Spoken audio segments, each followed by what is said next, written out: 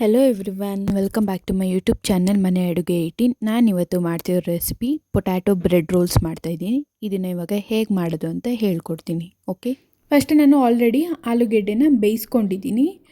ನೀವು ಪಾತ್ರೆಲ್ಲಾದ್ರೂ ಬೇಯಿಸ್ಕೊಳ್ಬೋದು, ಇಲ್ಲಾಂದರೆ ಕುಕ್ಕರಲ್ಲಿ ವಿಜಲ್ ಮಾಡಿಸ್ಕೊಳ್ಬೋದು. ನೀವೇನಾದ್ರು ಸಡನ್ನಾಗಿ ಮಾಡ್ತೀನಿ ಅಂದರೆ ಕುಕ್ಕರಲ್ಲಿ ವಿಜಲ್ ಹಾಕ್ಸ್ಕೊಂಡ್ರೆ ಬೆಟರ್ ಇರುತ್ತೆ. ಈ ಥರ ನೀಟಾಗಿ ಅದನ್ನು ಬೇಯಿಸ್ಕೋಬೇಕು. ಆಲೂಗೆಡ್ಡೆನ ಬೇಯಿಸ್ಕೊಂಡಾದ್ಮೇಲೆ ಅದನ್ನು ಒಂದು ಬೌಲ್ಗೆ ಹಾಕ್ಕೊಂಡು ಸ್ಮ್ಯಾಶರಲ್ಲಿ ನೀಟಾಗಿ ನಿಧಾನಕ್ಕೆ ಸ್ಮ್ಯಾಶ್ ಮಾಡಬೇಕು. ಆಲೂಗೆಡ್ಡೆ ಫುಲ್ ಸ್ಮೂತ್ ಆಗಬೇಕು.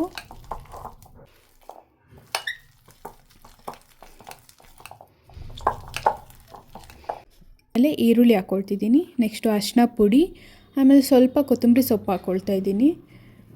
ನೆಕ್ಸ್ಟು ಇವಾಗ ಓಂಕಾಳು ಹಾಕ್ಕೊಳ್ತಾ ಇದ್ದೀನಿ.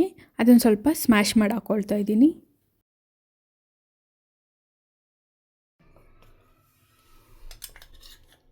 ಸ್ವಲ್ಪ ಖಾರ ಪುಡಿ ಹಾಕ್ಕೊಳ್ತಾ ಇದ್ದೀನಿ. ನಿಮಗೆ ಎಷ್ಟು ಜಾಸ್ತಿ ಸ್ಪೈಸಿ ಬೇಕು ಅಂದರೆ ಜಾಸ್ತಿ ಖಾರ ಪುಡಿ ಹಾಕ್ಕೊಳ್ಳಿ, ಇಲ್ಲಾಂದರೆ ಕಮ್ಮಿ ಹಾಕ್ಕೊಂಡ್ರೆ ಸಾಕು. ನೆಕ್ಸ್ಟು ರುಚಿಗೆ ತಕ್ಕಷ್ಟು ಉಪ್ಪು ಹಾಕ್ಕೊಳ್ತಾ ಇದ್ದೀನಿ.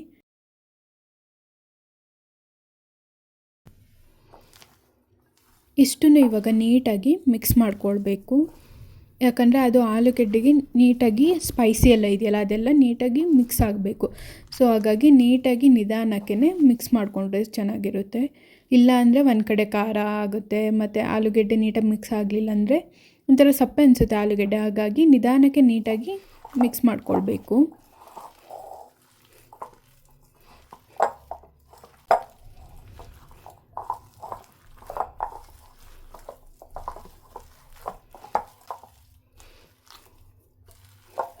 ಇವಾಗ ನಾನು ಮಿಕ್ಸ್ ಮಾಡಿ ತೆಗೆದಿಟ್ಕೊಂಡಿದ್ದೀನಿ. ನೆಕ್ಸ್ಟ್ ಇದಕ್ಕೆ ನಾನು ಬ್ರೆಡ್ ತೊಗೊಳ್ತಾ ಇದ್ದೀನಿ. ನೀವು ಬೇಕಾದರೆ ಸ್ಮಾಲ್ ಬ್ರೆಡ್ಡರು ತೊಗೋಬೋದು, ಇಲ್ಲಾಂದರೆ ಇದಕ್ಕಿಂತ ಇನ್ನೂ ಸ್ವಲ್ಪ ದೊಡ್ಡ ಸೈಜ್ ಬರುತ್ತೆ ಬ್ರೆಡ್ಡು, ಅದನ್ನಾದ್ರೂ ತೊಗೊಳ್ಬೋದು. ನಾನು ಇವಾಗ ಸೈಡ್ ಎಡ್ಜಸ್ ಇರುತ್ತಲ್ಲ ಬ್ರೆಡ್ಡಿಂದು ಬ್ರೌನ್ ಕಲರ್, ಅದನ್ನೆಲ್ಲ ನಾನು ತೆಗಿತಾ ಇದ್ದೀನಿ. ನಿಮಗೆ ಎಷ್ಟು ಬ್ರೆಡ್ ಬೇಕು ಅಷ್ಟನ್ನು ಕಟ್ ಮಾಡಿ ತೆಗೆದಿಟ್ಕೊಳ್ಳಿ ಫಸ್ಟೇ.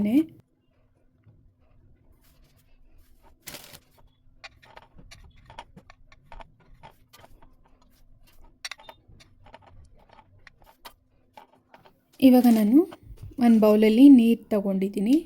ಆ ಬ್ರೆಡ್ಡನ್ನು ಅದರಲ್ಲಿ ಡಿಪ್ ಮಾಡಿಕೊಳ್ಬೇಕು. ಜಾಸ್ತಿ ಬ್ರೆಡ್ ಎಡ್ಜ್ ಇರುತ್ತಲ್ಲ ಅದನ್ನು ಕಟ್ ಮಾಡಬಾರ್ದು, ಲೈಟಾಗಿ ಕಟ್ ಮಾಡಿಕೊಂಡ್ರೆ ಸಾಕು. ನಾನಿವಾಗ ನೀರಲ್ಲಿ ಡಿಪ್ ಮಾಡಿ ಅದನ್ನು ತೆಗಿತಾ ಇದ್ದೀನಿ. ಆಮೇಲೆ ಸ್ವಲ್ಪ ಪ್ರೆಸ್ ಮಾಡಬೇಕು, ಯಾಕಂದರೆ ಫುಲ್ ನೀರು ಆಗಿಬಿಡುತ್ತೆ. ಹಂಗಾಗಿ ಸ್ವಲ್ಪ ಪ್ರೆಸ್ ಮಾಡಿಕೊಂಡ್ರೆ ಸಾಕು. ಪ್ರೆಸ್ ಮಾಡ್ಕೊಂಡ್ಮೇಲೆ ಆಲೂಗೆಡ್ಡೆದ ಸ್ಟಫಿಂಗ್ನ ಅದನ್ನು ನಾನು ಇವಾಗ ರೋಲ್ ಮಾಡ್ಕೊಂಡು ಬ್ರೆಡ್ ಒಳಗೆ ಹಾಕ್ತಾಯಿದ್ದೀನಿ. ಇವಾಗ ಆಲೂಗೆಡ್ಡೆ ಸ್ಟಫಿಂಗ್ ಮತ್ತು ಬ್ರೆಡ್ನ ಎರಡು ನೀಟಾಗಿ ಕ್ಲೋಸ್ ಮಾಡ್ಕೋಬೇಕು. ಆಲೂಗೆಡ್ಡೆ ಸ್ಟಫಿಂಗ್ ಹೊರಗೆ ಬರಬಾರ್ದು, ಹಾಗಾಗಿ ನಾನು ನೀಟಾಗಿ ಕ್ಲೋಸ್ ಮಾಡ್ಕೊಳ್ತಾ ಇದ್ದೀನಿ. ಹೀಗೆ ನಿಧಾನಕ್ಕೆ ಪ್ರೆಸ್ ಮಾಡ್ಕೊಳ್ಳಿ, ಇಲ್ಲಾಂದರೆ ಏನಾಗ್ಬಿಡುತ್ತೆ ಆಲೂಗೆಡ್ಡೆದೆಲ್ಲ ಫುಲ್ ಮಿಕ್ಸ್ ಆಗಿಬಿಡುತ್ತೆ ಬ್ರೆಡ್ ಜೊತೆಗೆ. ಹಾಗಾಗಿ ನಿಧಾನಕ್ಕೆ ಈ ಥರ ನೀಟಾಗಿ ಪ್ರೆಸ್ ಮಾಡಿಕೊಂಡು ರೋಲ್ ಮಾಡಿಕೊಂಡ್ರೆ ಸಾಕು.